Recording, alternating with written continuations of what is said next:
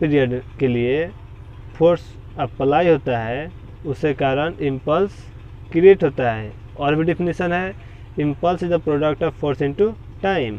और मोमेंटम हम लोग कैसे डिफाइन कर सकते हैं? मोमेंटम हम लोग लिख सकते हैं mass into velocity.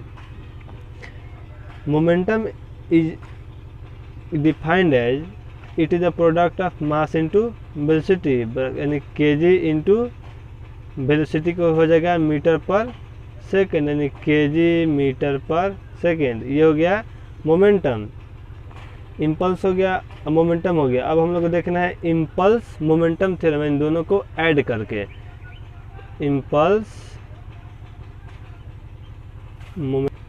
Momentum theorem, यानी अब हम लोग देखेंगे impulse momentum theorem. Impulse momentum theorem generally जो होता है चेंज इन मोमेंटम होता है। क्या? इम्पल्स मोमेंटम होता है the change in momentum of an object equals the impulse. यदि हम लोग क्या लिख सकते हैं कि इम्पल्स बराबर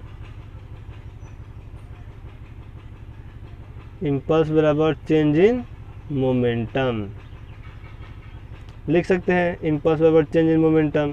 तो अब हम लोग इसको अच्छा से डिफाइन करते हैं।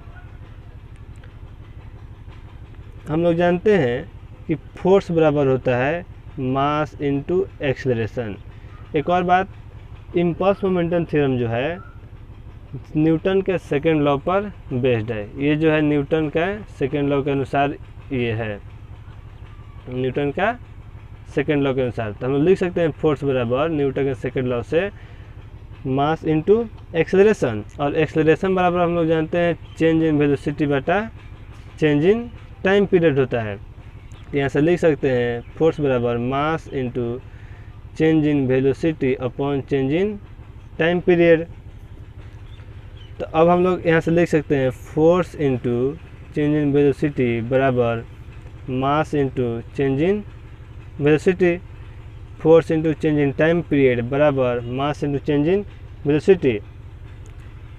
तो हम लोग इम्पल्स का फॉर्मूला क्या जानते थे? इम्पल्स बराबर होता है फोर्स इनटू टाइम। तो ये हो गया मेरा इम्पल्स हो गया। और मोमेंटम का फॉर्मूला क्या होता है? मास इनटू वेलोसिटी। तो ये हो गया मास और ये हो गया वेलोसिटी, यानी इम्पल्स बराबर हो गया चेंज इन मोमेंटम।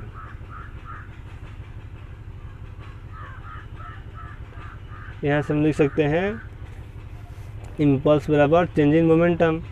प्रूफ हम लोग आ गया। अब इम्पल्स का जो यूनिट होता है न्यूटन पर सेकेंड होता है। यहाँ पर देख सकते हैं फोर्स का यूनिट होता है न्यूटन और टाइम का होता है सेकेंड।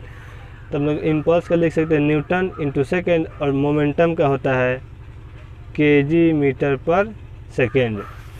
यही मेरा हो गया इम्पल्स मोमेंट थ्योरम, जो कि न्यूटन के सेकेंड लॉ पे बेस्ड है। अब हम लोग इसका कुछ एग्जांपल देखते हैं। तो इम्पल्स मतलब होता है transfer of very large amount of force in a very short span of time, यानी शॉर्ट टाइम पीरियड।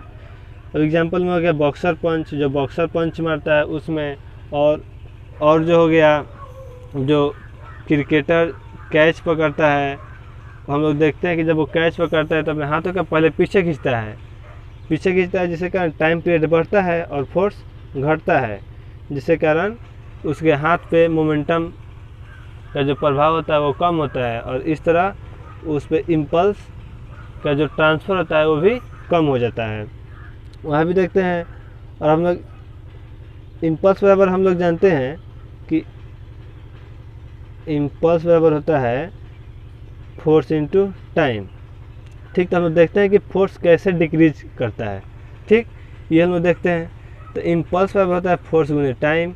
तब फोर्स बराबर लिख सकते हैं, इम्पल्स को हम लोग जे से डिनोट करते हैं, जे अपॉन टाइम पीरियड। आप लोग देख सकते हैं यदि टाइम पीरियड बढ़ेगा तो इन्वर्सली प्रोपोर्शन से फोर्स क्या होगा? घटेगा। इसीलिए जो क्रिकेटर होता है वो कैच पकड़ने के लिए वो गेंदा पास आते आते हाथ पीछे खींचता है, और इस तरह वो कुछ इम्पल्स और फोर्स को अपने हाथ में आने से बचा देता है, यानी झटका लगने से उसका हाथ बच जाता है। Thank you.